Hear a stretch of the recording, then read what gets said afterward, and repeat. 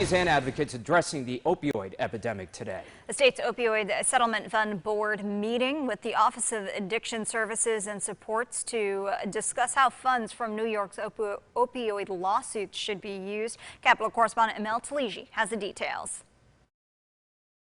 You know, what I'm concerned about with the Opioid Advisory Council is them pumping more money into a failing system. Alexis Plouffe lost her son to a heroin overdose in 2014.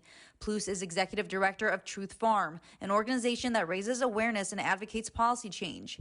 She says she hasn't seen any good solutions from the board, even with new funds. Plouffe and other members of the public joined the advisory board meeting holding handcrafted tomb signs with names of loved ones lost to addiction. Dr. Chinazo Cunningham is commissioner of Oasis. She says the board will come up with a recommendation report for the state legislature and the governor in November, which will be used in the budget-making process for next year. So what we've heard a lot from the board is issues around harm reduction, so really focusing on reducing harms, keeping people alive, and expanding those services.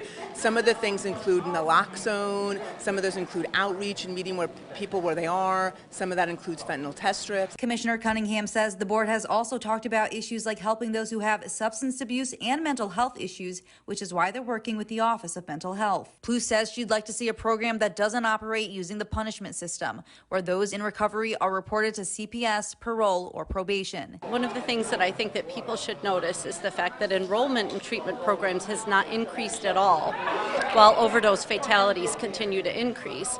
And what that should tell us is that our treatment programs are not welcoming to the people who need the assistance and the help. In Albany, Mel Taligi.